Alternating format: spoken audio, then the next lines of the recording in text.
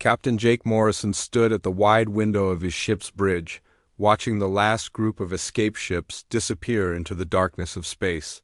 The small lights from their engines grew smaller and smaller until they were gone. Below them, the planet Kepler 442b looked peaceful from space, but Morrison knew better. The mining colony that had been home to 50,000 people was now empty and quiet. Morrison was a tall man with gray hair and tired eyes. He had been fighting in space for 20 years, and he had seen too many worlds fall to the enemy. His ship, the USS Defiant, was not the biggest or strongest ship in the human fleet, but it was his home, and his crew was like family to him. "Captain, all the civilian ships have made it to safety," said Lieutenant Amy Rodriguez from her seat at the communications station. She was young, maybe 25, with dark hair pulled back in a neat ponytail. Her voice was steady, but Morrison could hear the worry underneath. "The Zephyrian fleet will be here in 40 minutes. Morrison nodded but did not turn away from the window. The Zephyrians were coming, just like they always did.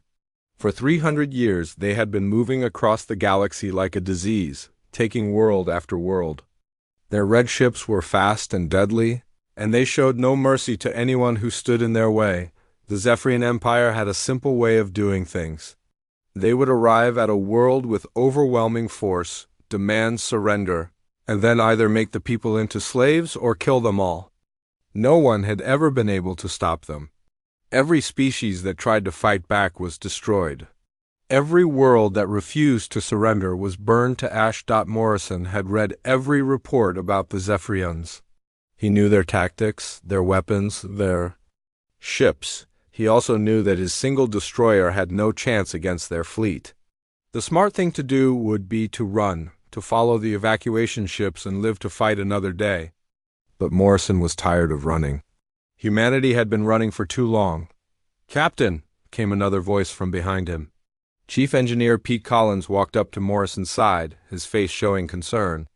Collins was a short, stocky man with grease under his fingernails and a mind that could fix anything. "Sir, we should consider leaving with the others. The Zephyrians are bringing at least 50 ships. We can't win this fight." Morrison finally turned from the window and looked at his crew. The bridge was small with only 6 stations, but every person there was skilled and brave. They had been through many battles together, and they trusted each other completely. "Pete, how many worlds have the Zephyrians taken this year?" Morrison asked. Collins frowned. 47, sir." "But Captain, I don't see how that changes our situation." Morrison walked to the center of the bridge, where the captain's chair sat surrounded by control panels and screens. He placed his hand on the chair's armrest and looked at each of his crew members. 47 worlds, Morrison repeated. "And do you know why they've been so successful? It's not just because they have better weapons or more ships. It's because everyone runs when they show up. They've never had to face real resistance. They've never had to pay a price for their conquests." Lieutenant Rodriguez turned in her chair to face Morrison. "Sir, with respect, we're just one ship. What difference can we make?" Morrison sat down in his chair and activated the ship's communication system. His voice would now be heard throughout the entire ship, from the engine room to the weapons bay to the small medical station. "Attention all hands, this is the captain speaking. In 35 minutes, a Zephyrian fleet will arrive in this system. They expect us to run, just like everyone else has done. They expect an easy victory, another world to add to their empire, without a fight." Morrison paused, thinking about what he wanted to say next. In the engine room, mechanics stopped their work to listen. In the weapons bay, gunners looked up from their stations. In the medical bay, the ship's doctor put down his equipment and paid attention. "I know the odds," Morrison continued. "I know we're outnumbered. I know this might be our last battle. But I also know something else. I know that someone somewhere has to make a stand. Someone has to show the galaxy that humans don't give up. Someone has to prove that the Zephyrians can bleed." On the bridge, Weapons Officer Steve Murphy looked up from his control panel. Murphy was a big man with scarred hands and a reputation for being able to hit any target, no matter how small or fast. "Captain, if we're doing this, we need to be smart about it. The Zephyrians always attack the same way. They come in fast, hit hard, and expect their enemy to break immediately. Morrison nodded. What do you suggest, Steve? We use their confidence against them. They've never faced humans in a real fight. They don't know what we're capable of when we're desperate. We make them think we're just another easy target, and then we show them they're wrong. From the communications station, Lieutenant Rodriguez spoke up. Sir, we're getting reports from the outer sensors. The Zephyrian fleet is bigger than we thought. I'm reading 62 ships, including 3 heavy cruisers and a command vessel. Morrison felt a cold weight in his stomach, but he did not let it show on his face. 62 ships against 1. The numbers were even worse than he had expected. But numbers were not everything. He had learned that lesson many times in his career. Lisa, Morrison said, using the communications officer's first name, send a message to Earth Command. Tell them what we're doing here. Tell them that the crew of the USS Defiant chose to make a stand. Lisa Park nodded and began typing the message. Park was quiet and efficient, and Morrison knew she would find the right words to tell their story. Chief Engineer Collins walked over to Morrison's chair. Captain, I can give you everything the ship has. I can push the engines past their normal limits, overcharge the weapons, and reroute power from life support if needed. But once we start this fight, there's no going back. Morrison looked at Collins, then at the rest of his crew. These people had followed him through many dangerous situations, and they had never let him down. Now he was asking them to follow him into what might be their final battle. I won't order anyone to stay, Morrison said. If anyone wants to leave, they can take a shuttle and try to catch up with the evacuation ships. I won't think less of anyone who chooses to save their own life. The bridge was quiet for a moment, then Steve Murphy spoke up. Captain, I've been fighting the Zephyrians for 10 years. I've seen what they do to the worlds they conquer. I'd rather die fighting than live knowing I ran when I could have made a difference. Amy Rodriguez nodded in agreement. My family was on one of the worlds the Zephyrians took. I've got nowhere else to go anyway. One by one, every crew member on the bridge expressed their willingness to stay and fight. Morrison felt proud of his people, but also sad. He was leading them into a battle they could not win, and he knew it. All right then, Morrison said. Set condition read throughout the ship. All hands to battle stations. We're going to show the Zephyrians what happens when they pick a fight with humans who refuse to back down. As the crew prepared for battle, Morrison looked out at the stars and thought about all the worlds that had fallen to the Zephyrian Empire. Today, one human ship would make a stand. Today, the galaxy would see that humans were not easy prey. Today, the legend of the USS Defiant would begin. The space around Kepler 442b was quiet for exactly 28 minutes. Then the darkness began to tear apart as the Zephyrian fleet emerged from hyperspace. One by one, their red ships appeared like drops of blood against the black sky. First came the smaller vessels, fast and deadly scout ships that moved like hunting birds. Then the cruisers appeared, each one 3 times the size of the USS Defiant. Finally, the massive command ship materialized, its hull gleaming with weapon. Ports and sensor arrays. Captain Jake Morrison watched the enemy fleet form up in perfect lines through the main view screen. He had studied Zephyrian tactics for years, and he knew exactly what they were doing. They always arranged their ships the same way, with the smaller vessels on the outside and the big ships in the center. It was a formation that had worked for them for 3 centuries. 62 ships confirmed, reported Lieutenant Amy Rodriguez from her station. They're moving into standard attack formation. The command ship is holding back, about 50,000 kilometers from the main fleet. Morrison nodded. The Zephyrians always kept their command vessel safe while the other ships did the fighting. Their admiral would stay back and watch the battle. Expecting another easy victory, on the bridge of the Zephyrian command ship, Admiral Kethver stood before a massive display screen that showed the human destroyer. The admiral was tall and thin, with 4 eyes that could see in many different types of light. His skin was gray and smooth, and his long fingers ended in sharp claws. He had conquered more worlds than any other Zephyrian commander, and he had never lost a battle. Interesting, Kethver said to his second-in-command, a younger Zephyrian named Vexter. The human ship is still here. Usually they run when they see our fleet. Vexter checked his instruments. Sir, it is a single destroyer. Perhaps their engines are damaged and they cannot escape. Kethver studied the display more carefully. The human ship was small and old, maybe 20 years since it was built. Its weapons were basic, its armor was thin, and it carried only a crew of about 200 beings. Against 62 Zephyrian ships, it should have been destroyed in minutes. Send them a message, Kethver ordered. Let us see what these humans have to say. Back on the USS Defiant, the communication console beeped with an incoming signal. Lisa Park looked up from her station and nodded to Morrison. Captain, they're hailing us. Morrison straightened his uniform and ran a hand through his gray hair. Put them on screen. The main view screen flickered, and Admiral Kethver's alien face appeared. His 4 eyes looked directly at Morrison, and his voice came through the speakers with a strange accent. Human vessel, I am Admiral Kethver of the Zephyrian Empire. You will surrender immediately and prepare to be boarded. Your resistance is pointless. You are alone and vastly outnumbered. There is no shame in accepting defeat when victory is impossible. Morrison stood up from his captain's chair and walked closer to the viewscreen. Behind him, his crew continued, working at their stations, but he could feel their attention focused on the conversation. Admiral Kethver, Morrison said, keeping his voice calm and steady. I am Captain Jake Morrison of the United Earth Space Force. We don't surrender to bullies and we don't run from fights. If you want this system, you're going to have to take it from us.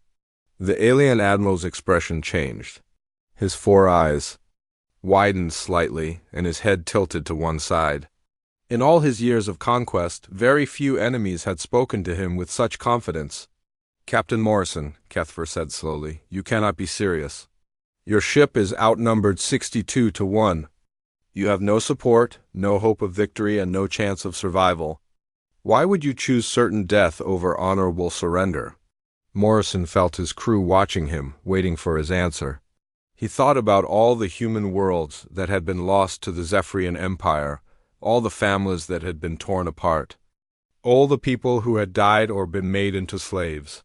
He thought about the evacuation ships that had fled just hours before, carrying the last survivors of another conquered world. Because someone has to make a stand, Morrison said.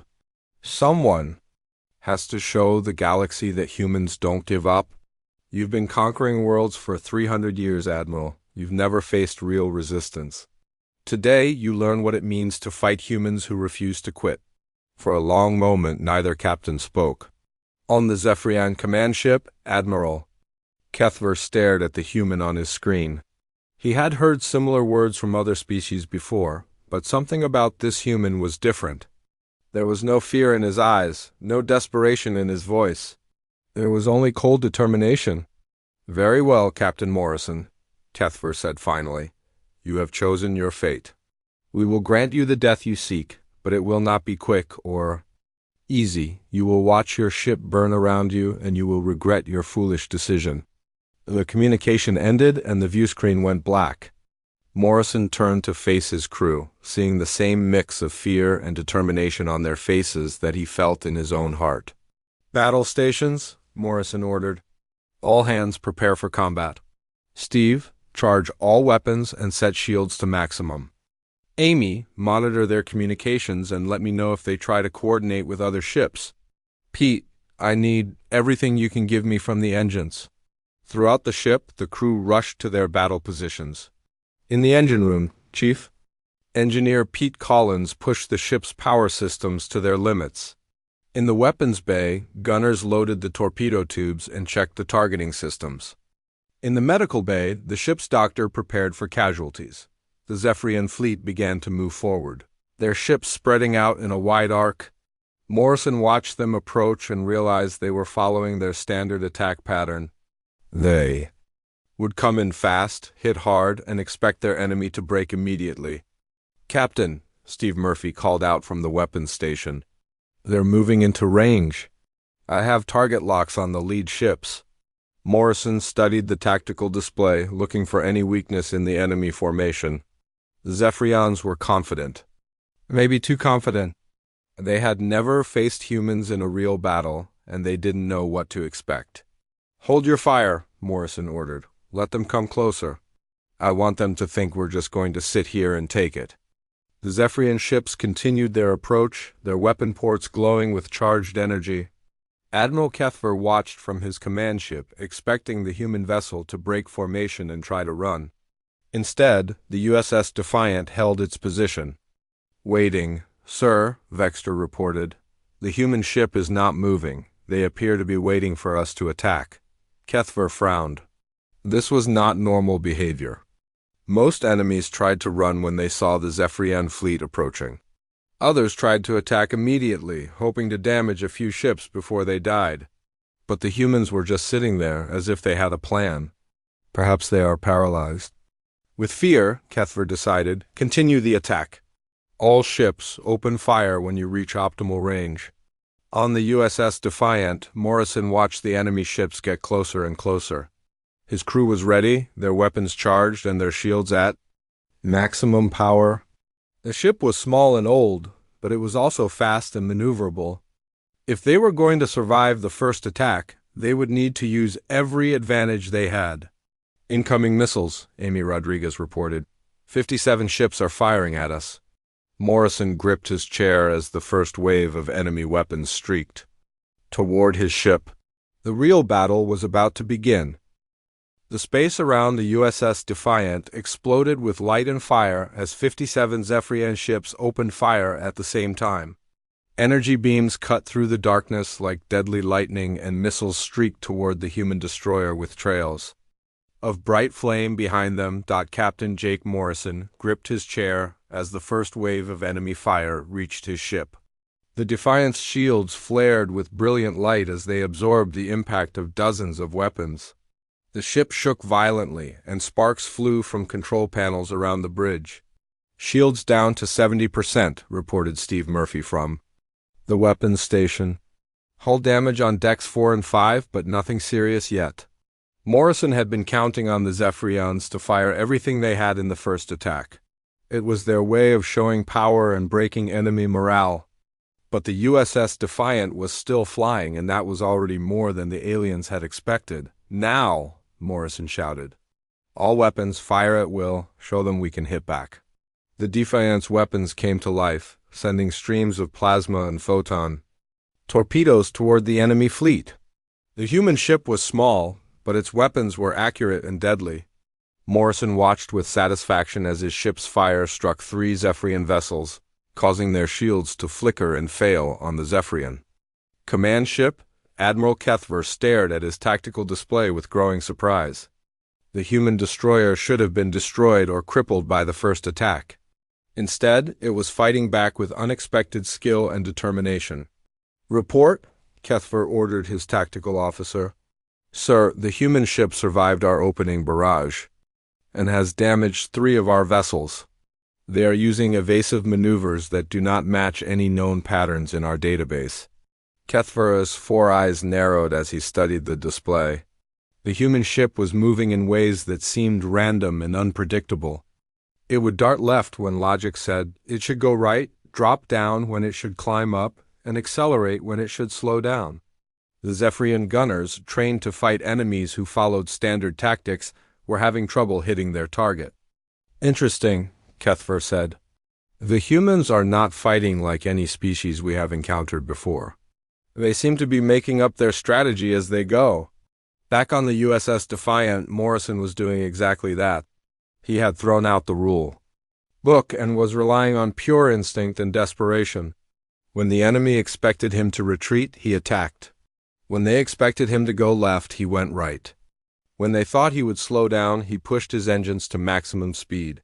"Amy, what's the status of the enemy fleet?" Morrison asked as his ship rolled to avoid another wave of missiles. Lieutenant Amy Rodriguez checked her sensors.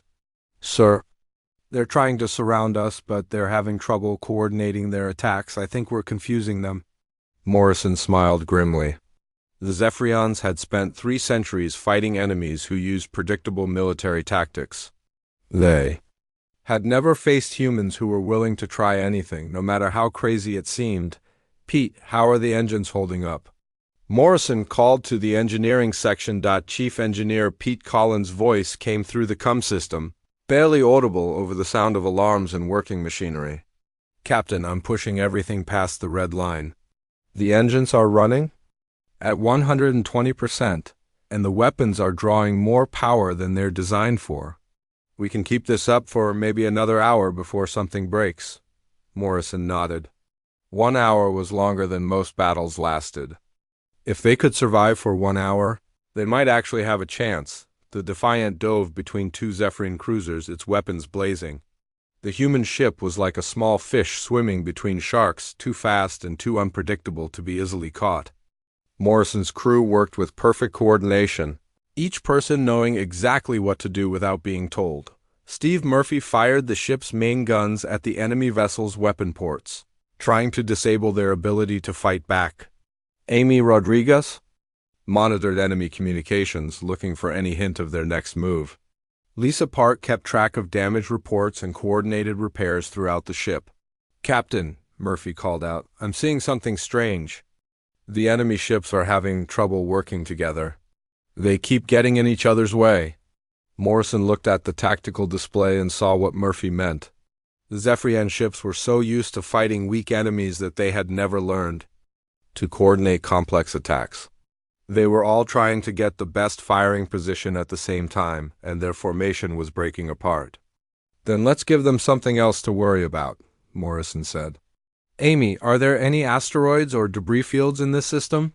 Rodriguez checked her sensors. "Yes, sir. There's a small asteroid field about 2 million kilometers from here. Nothing too big, but lots of rocks and ice chunks." Morrison felt an idea forming in his mind. The Zephyrians had better weapons and stronger ships, but they were used to fighting in open space where they could use their superior numbers. If he could get them into a more confined area, he might be able to level the playing field. "Set course for the asteroid field, maximum speed," Morrison ordered. "Let's see how well they can coordinate their attacks when they have to worry about flying rocks." The USS Defiant turned toward the asteroid field, its engines burning at full power. Behind them, the Zephyrian fleet followed, their ships spreading out in pursuit formation. Admiral Kethver watched the human ship heading toward the asteroids and felt a moment of uncertainty. The humans were leading them into a more dangerous environment, where his ships would have less room to maneuver. But he had 62 ships against 1, and he was confident that numbers would win in the end. "All ships maintain pursuit," Kethver ordered. "Do not let the human vessel escape into the asteroid field. Destroy them before they reach cover." The Zephyrian ships increased their speed, trying to catch the USS Defiant before it could reach the safety of the asteroids. Their weapons fired continuously, filling space with deadly energy beams and explosive missiles. Morrison watched the enemy fire getting closer and closer as his ship raced toward the asteroid field. The Defiant's shields were down to 40%, and several systems were showing damage, but they were almost there. Entering the asteroid field now, Amy Rodriguez reported. The USS Defiant plunged into the field of floating rocks and ice, weaving between asteroids the size of buildings. The Zephyrian ships followed, but their larger size and rigid formation made it much harder for them to navigate the obstacles. "Now we have them," Morrison said with satisfaction. "In open space, they have all the advantages. But in here, we're all equals. Steve, target that cruiser on our left. Use the asteroids for cover." The Defiant ducked behind a large asteroid and fired its weapons at the pursuing Zephyrian cruiser. The enemy ship, unable to maneuver quickly enough, took the full force of the attack. Its shields failed, and secondary explosions rippled along. "Its hull, direct hit," Murphy reported. "Enemy cruiser is badly damaged and falling behind." For the first time since the battle began, Morrison felt a spark of hope. They had actually hurt the enemy. The Zephyrians were not invincible after all, but even as one enemy ship fell behind, 20 more were closing in. The battle was far from over, and Morrison knew that his ship could not keep running forever. Soon they would have to make a stand and fight to the finish. Deep inside the asteroid field, the USS Defiant moved like a hunter through a rocky maze. Captain Jake Morrison had found the perfect hunting ground for his small ship. The floating rocks and ice chunks made it impossible for the Zephyrian fleet to use their numbers effectively. Here, among the asteroids, skill mattered more than size. Morrison watched through the view screen as his ship slipped between two massive rocks, each one bigger than a city building. Behind them, the Zephyrian ships struggled to follow. Their larger vessels kept bumping into asteroids or having to slow down to avoid collisions. "Captain," reported Amy Rodriguez from her station, "the enemy fleet is spreading out. They're trying to surround the entire asteroid field." Morrison nodded. The Zephyrians were smart enough to realize they couldn't chase him through the rocks forever. If they surrounded the field, they could wait for him to come out or slowly push inward from all sides. "How long before they complete the encirclement?" Morrison asked. Rodriguez checked her sensors. "Maybe 20 minutes, sir. After that, we'll be trapped." Morrison thought quickly. 20 minutes was not much time, but it might be enough for what he had in mind. He had been studying the asteroids around them, and he had noticed something interesting about their composition. "Pete," Morrison called to the engineering section, "what's the status on our mining laser array?" Chief Engineer Pete Collins' voice came through the CUM system, sounding tired but determined. "Sir, the mining lasers are still operational, but I don't understand why you're asking." "We're in the middle of a battle." Morrison smiled for the first time since the fighting had started. "Pete, I need you to overload those mining lasers. Push them way past their safety limits. I don't care if it burns them out completely." There was a pause before Collins responded. "Captain, that's extremely dangerous. If we overload the mining lasers, they could explode and take out half the ship. And even if they don't explode, we'll only get one shot before they're completely fried." "One shot is all I need," Morrison said. "How long will it take you to make the modifications?" "Give me 15 minutes, Collins said. "But sir, what exactly are you planning to do with overloaded mining lasers?" Morrison looked at the tactical display, studying the positions of the enemy ships and the largest asteroids in the field. "I'm going to give the Zephyrians a lesson in human creativity." While Collins worked on the mining lasers, Morrison moved his ship deeper into the asteroid field. He was looking for one specific rock, the biggest and most iron-rich asteroid he could find. The sensors showed him exactly what he needed, a massive chunk of metal and stone, roughly spherical and about 2 kilometers across. "There," Morrison said, pointing at the asteroid on the display. "That's our target." Steve Murphy looked at the display and frowned. "Captain, what are we targeting?" "That's just a big rock." "Not just any rock," Morrison explained. "That asteroid is full of iron and other metals. If we can heat it up enough with our mining lasers, it will become like a giant cannonball. We can use our tractor beam to push it right into the middle of the Zephyrian fleet." The crew exchanged glances. It was a crazy plan, but then again, everything they had done so far had been crazy, and somehow it had worked. "Sir," Amy Rodriguez said, "the enemy ships are getting closer. We have maybe 10 minutes before they box us in completely." Morrison activated the ship's communication system. "All hands, this is the captain. We're about to try something that has never been done before. We're going to turn a mining tool into a weapon and use an asteroid as ammunition. It's dangerous, it's untested, and it might not work. But it's our best chance to hurt the enemy. Badly enough to make them think twice about attacking humans in the future." Throughout the ship, the crew listened to their captain's words. In the weapons bay, gunners prepared to assist with targeting the asteroid. In the engine room, Collins put the finishing touches on his modifications to the mining laser array. "Mining lasers are ready, Captain," Collins reported. "But remember, we only get one shot. After this, the entire system will be scrap metal." Morrison maneuvered the USS Defiant into position next to the massive asteroid. The rock was so big that his ship looked like a tiny insect next to it. But size wasn't everything. Sometimes the smallest push in the right direction could move mountains. All power to the mining lasers, Morrison ordered.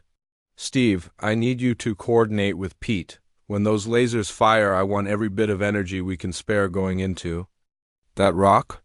The mining laser array came to life, but instead of the normal low-power beams used for cutting and shaping rock, these were supercharged weapons capable of melting steel. The beam struck the asteroid and began heating it rapidly. The surface of the rock started to glow red, then orange, then white-hot.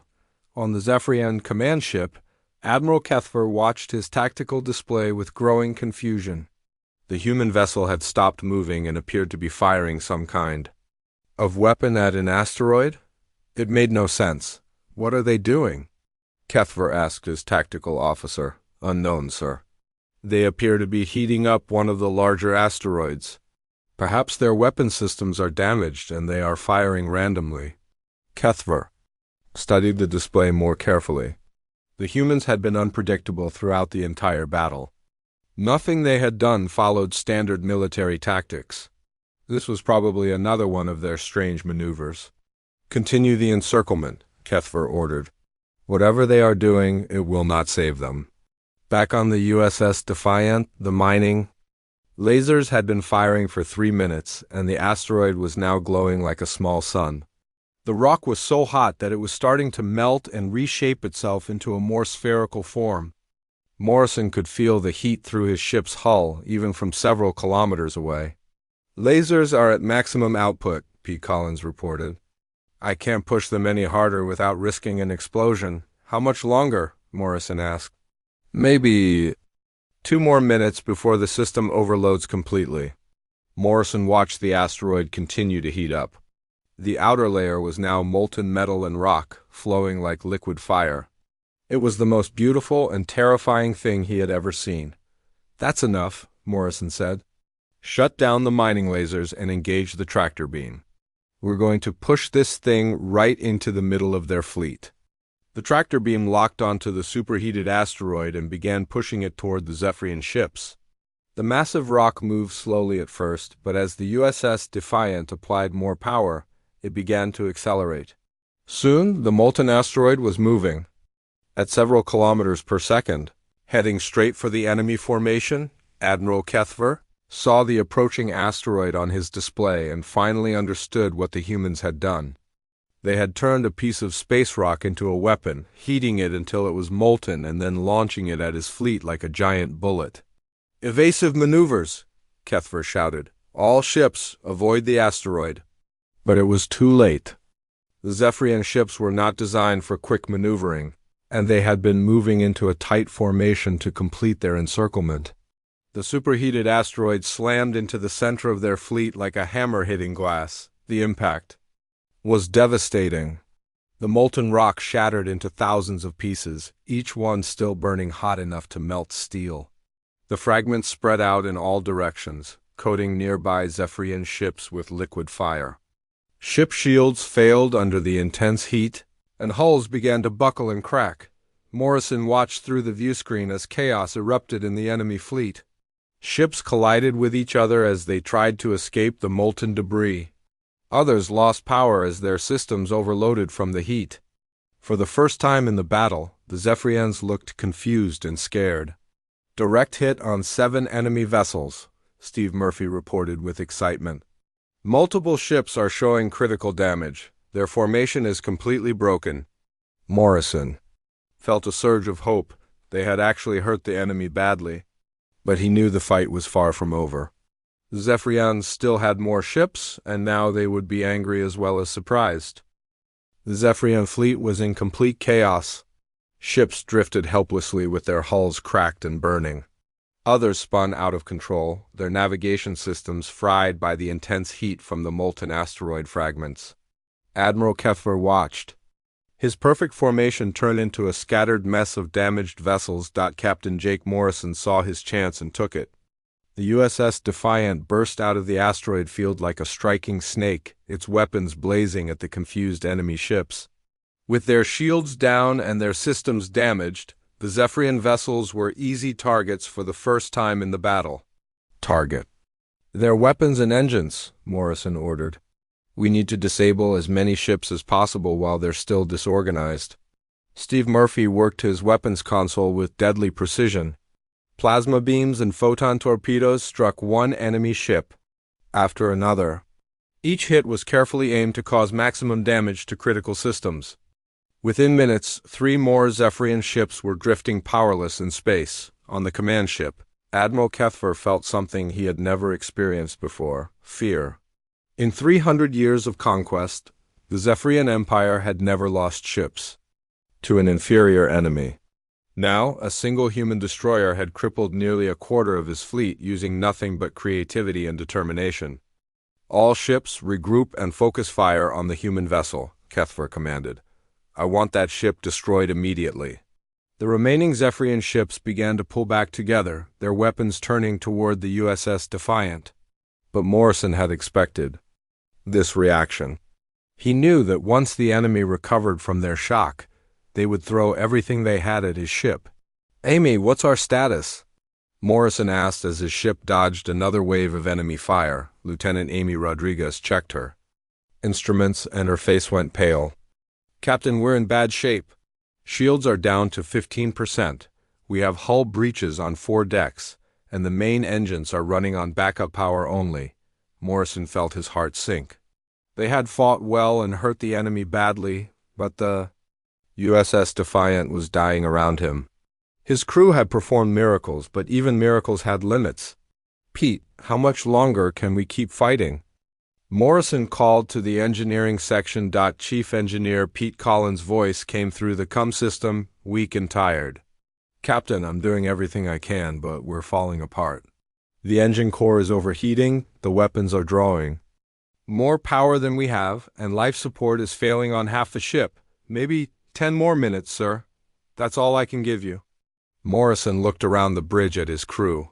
They were all injured, exhausted, and scared, but they were still at their posts, still fighting.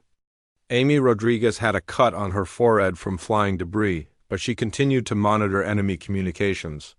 Steve Murphy's left arm was in a makeshift sling, but he kept firing the ship's weapons with his good hand. Lisa Park worked frantically to reroute power from damaged systems. These people had followed him into an impossible battle, and they deserved better than to die in the cold darkness of space. But Morrison also knew they had accomplished something important. They had shown the galaxy that humans would not go quietly. They had proven that the Zephyrian Empire could be hurt. "Open a channel to all ships," Morrison ordered. "I want to talk to Admiral Kethver one more time." The main view screen flickered and the alien admiral's face appeared, but now Kethver looked different. His 4 eyes showed anger and something else that Morrison had never seen in a Zephyrian before: respect. "Captain Morrison," Kethver said, his voice tight with barely controlled fury, "you have cost me 17 ships and hundreds of warriors. Your resistance has been unexpected, but it ends now. Surrender, and I will grant you a quick death." Morrison stood up from his captain's chair, ignoring the sparks flying from damaged control panels around him. Behind him, his bridge crew continued their work, keeping the ship fighting even as it fell apart.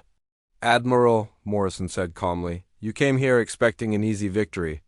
You thought humans would run away like all the other species you've conquered, but you learned something today, didn't you?" Kethver's expression grew cold. "What did I learn, human?" "You learned that humans don't give up. You learned that we'll use anything as a weapon, even chunks of rock and mining equipment. You learned that we'll fight you with our bare hands if we have to. And most importantly, you learned that you can be beaten." The alien admiral's claws gripped his command chair. "You have fought bravely, Captain Morrison, but bravery alone cannot defeat an empire. You are one ship against many. Your resistance is meaningless." Morrison smiled grimly. "Is it? You started this battle with 62 ships. Now you have 45. You expected to conquer another world without losing a single vessel. Instead, you've learned that attacking humans comes with a price.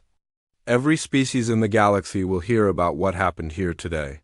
On his own ship, Kethver knew Morrison was right. Word of this battle would spread throughout the galaxy. Other species would learn that the mighty Zephyrian Empire could be hurt by inferior technology and superior determination. The easy conquests were over. Perhaps, Kethver said slowly, but you will not live to see the results of your defiance. The communication ended, and Morrison turned to his crew. All hands, this is the captain speaking. We fought the good fight, and we've made them pay for every meter of space they've taken. We've shown the galaxy that humans don't back down from bullies, no matter how big they are. Morrison paused, listening to the sound of his dying ship. Alarms wailed throughout the vessel, and he could hear the distant rumble of secondary explosions in the lower decks. I'm proud of every one of you, Morrison continued.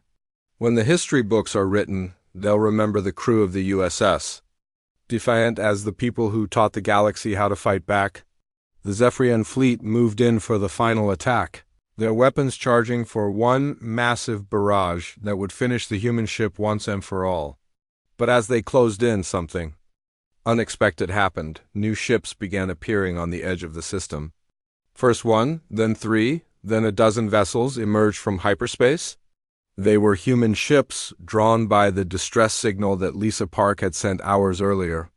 Captain, Amy Rodriguez said with excitement in her voice, we have reinforcements. 12 Earth Force ships are entering the system. Morrison felt tears in his eyes as he watched the cavalry arrive.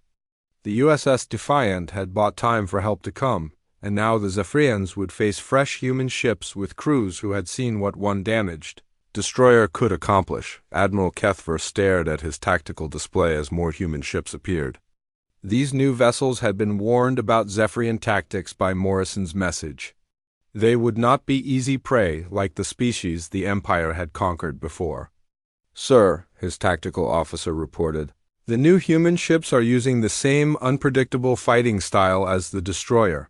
They're not following any known military patterns. Kethver made a decision that would have been unthinkable just hours before. All ships withdraw from the system. We retreat. For the first time in 3 centuries, a Zephyrian fleet was retreating from battle. The USS Defiant had accomplished the impossible, not just by surviving, but by teaching the Empire that humans were not like other species. As the enemy ships fled into hyperspace, Morrison collapsed into his captain's chair. His ship was dying, but it had lived long enough to change everything. The age of easy Zephyrian conquest was over, and the galaxy would never be the same.